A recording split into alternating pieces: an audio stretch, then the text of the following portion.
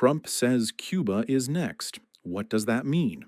Part 1. The warning from the White House. The world has been watching the escalating tensions with Iran. Since early May, President Donald Trump has been talking about war, about strikes, about blockades, about the Strait of Hormuz. But amid all the noise about the Middle East, another threat has emerged, quieter but no less ominous. Trump said it himself. We can just sit back and wait until we're done with this. Then Cuba is next. Not a slip of the tongue, not a casual comment, a declaration of intent. This is not the first time Trump has suggested that Cuba could be the next agenda item for regime change. Since January, his administration has been ramping up its campaign against the island nation. Sanctions have tightened, diplomacy has chilled, and now the pressure is reaching a breaking point. Part 2. The delegation that went to Havana. Earlier this month, a U.S. State Department delegation traveled to Havana. The flight itself was symbolic. It was the first time a U.S. government plane had landed in Cuba since the brief diplomatic truce under President Barack Obama, a truce that Trump dismantled. The delegation did not come with flowers or offers of friendship. They came with a list of demands. The demands were sweeping, almost humiliating. Economic reforms. Cuba must restructure its state-controlled economy. Release of political prisoners. All those detained for opposing the regime must be freed. Compensation. Payment to U.S. residents and businesses for assets confiscated during the Cuban Revolution. Return of state assets. Property seized after Castro took power in 1959 must be restored. Internet access. The island's strict controls on information must end. These are not requests, they are ultimatums. Part 3. The long history of struggle. Every U.S. leader since 1959 has struggled with what they see as the Castro regime. From Kennedy to Biden, from the Bay of Pigs to the missile crisis, from the embargo to Obama's détente, Cuba has been a thorn in America's side for more than 6 decades. But Trump is different. He is not content to wait. He is not interested in gradual change. He wants to finish what his predecessors started. The situation is getting worse for Cuba's allies.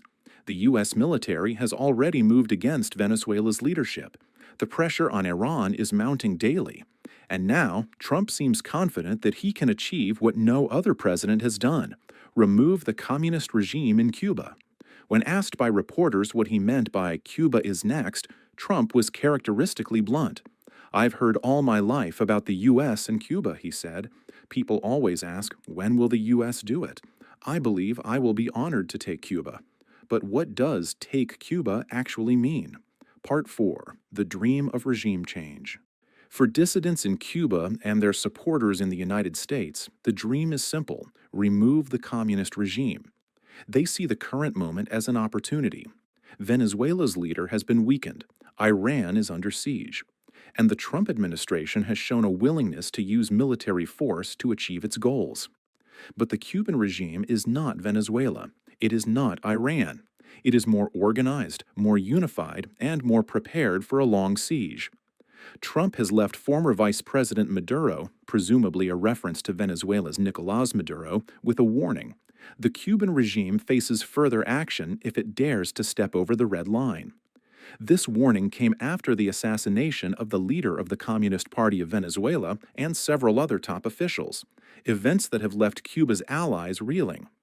Trump has also noted that the new Iranian government is less corrupt and more accommodating, a statement that seems to imply that Cuba, by contrast, is neither. But what does this desire to change the Cuban government mean? And, more importantly, what does it mean for the Cuban people? Part 5. The Siege of an Island. Cuba has been under a U.S. embargo since the early 1960s. For generations, the Cuban people have lived with shortages, restrictions, and economic isolation. But under Trump, the campaign has intensified. In early January, following political changes in a once major South Korean government, the text is unclear here, this may refer to Mexico or another oil-supplying nation. The United States cut off oil supplies to Cuba. Then, in late April, Trump threatened sanctions against any country that shipped oil to the island. The message was clear: Cuba will be starved of fuel. Mexico immediately halted its shipments. Other nations are expected to follow. The result is a total blockade, the most complete since the 1962 missile crisis. The economic situation has worsened dramatically. Food prices are skyrocketing. Even Cuba's once vaunted healthcare system is collapsing. Hospitals are canceling surgeries. Ventilators are running out of power. The government, which once prided itself on providing free healthcare to all citizens, can no longer keep the lights on in its operating rooms. Part 6. A Level of Desperation. Chris Sabini, referred to as Chris Sabini in your source, sees the situation as unprecedented. This is a level of desperation, he said. The Cuban regime has been through economic hardship before, especially in the early 1990s after the collapse of the Soviet Union, Cuba's longtime supporter. But this time is different. The Soviet Union is gone. Venezuela, once a source of discounted oil, is in chaos, and the United States is tightening the screws with no end in sight. Trump has suggested that the Cuban regime could collapse on its own. Without fuel, without food imports, without hard currency, the government may simply run out of the resources it needs to maintain control. Sabatini added a crucial observation. What is not different is the regime's need to survive and defend itself, and to resist anything that could weaken its power. They have a plan in place to keep their people as subjects as long as they remain in power. The regime will not go quietly. It will hold on by any means necessary. Part 7. The Russian Tanker. In a surprising twist, Trump has also broken his own embargo, temporarily and selectively. A Russian tanker carrying tens of thousands of tons of crude oil was allowed to dock in Cuba. The move seemed contradictory. Why allow Russian oil while cutting off supplies from other nations? The answer may be strategic. By allowing Russia to supply Cuba, Trump avoids an immediate humanitarian catastrophe while still maintaining pressure on the regime. He can point to the tanker as proof that he is not starving the Cuban people, only the Cuban government. But since then, Mexican President Andrés Manuel López Obrador has indicated that Mexico could resume shipping oil to Cuba. The United States has questioned whether Cuba can meet U.S. demands, and the standoff continues. Part 8. The Venezuela Model. It seems possible that Trump could implement a plan similar to the one used in Venezuela. In that scenario, an anti-American leader like Nicolás Maduro is replaced by a leader from the same government, but one more lenient toward the United States. In Venezuela, the U.S. recognized Juan Guaidó as the legitimate president in 2021, the first non-Chavista leader in decades. Guaidó was not arrested, he was not exiled, he was propped up as an alternative. Could the same happen in Cuba? Miguel Bustamante, a professor of Cuban-American studies at the University of Miami, is skeptical. The Venezuelan government and Cuba are very different entities, he said. The Venezuelan government is fragmented, it can be divided, but the Cuban government is more organized and more unified. Dividing Cuba's leadership is harder than dividing Venezuela's. The Castro family has ruled for 6 decades. The institutions are loyal. The security apparatus is ruthless. Part 9. The grandson of Castro behind the scenes. The U.S. State Department is reportedly holding secret talks with the 41-year-old grandson of former Cuban leader Raúl Castro. The discussions are delicate. The U.S. is concerned that keeping any Castro in power violates the inalienable spirit of the Cuban Revolution, a revolution that the U.S. has opposed from its first day. But the talks suggest that Washington is looking for a compromise, not the overthrow of the regime, but its transformation. A Castro who is willing to make deals. A Cuba that is still socialist in name, but open in practice. Part 10. What do the Cuban people want? Does Cuba actually want American intervention? Boris Loruna, a prominent Cuban politician and human rights activist in Havana, told the New York Times that signs reading "Yankee Go Home" are becoming less common. In their place, a new sentiment is emerging. People understand that the U.S. president could change the government in Cuba, Loruna said. They think the government is the cause of their hunger, their lack of medicine, their lack of voting rights.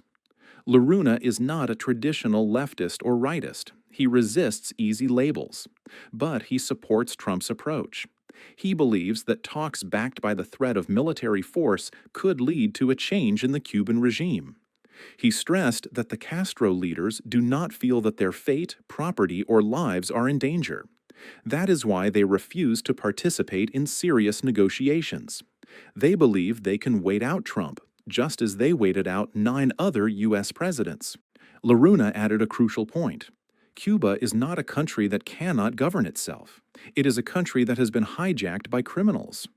While he supports military intervention to restore sovereignty to the Cuban people, he does not want a U.S.-backed puppet government. He wants a free Cuba, one that chooses its own leaders, writes its own laws, and controls its own destiny. Part 11. Marco Rubio's Warning. Cuban-American observers in the United States, such as Ricardo, the executive director of the Cuban Studies Association, note that there is one person in Trump's office who cares deeply about Cuba as more than just a policy issue. That person is Marco Rubio. Rubio is Cuban-American. The island is not abstract to him. It is his family's homeland. In an interview with the United States on April 27th, Rubio laid out the 2 possible futures for Cuba. Scenario 1. Complete collapse. The economy fails. The government runs out of money. The security forces can no longer be paid. The regime implodes from within. Scenario 2. Economic transformation. Cuba restructures its economy, opens to foreign investment, and adopts market reforms. But Rubio considers this impossible under the current leadership. Cuba is currently a failed state with no functioning economy, Rubio said. That is why the people are suffering. That is why they lack political freedom. He accused the Cuban government of caring nothing about the economy. They only care about governance, about holding on to power. Part 12. The humanitarian threat to America. Rubio also expressed concern for the United States itself. A humanitarian collapse just 90 miles from the U.S. coast could create a catastrophe for 11 or 12 million Cubans. And if those Cubans flee, by raft, by boat, by any means necessary, they will come to America. Millions of people could come to the United States, Rubio warned. This could become a security and stability issue for Washington. He also raised an alarm about foreign influence. Cuba currently welcomes competition from China, Russia, and others with similar goals, right in our backyard, within 90 miles of our coast. Rubio's words are stark.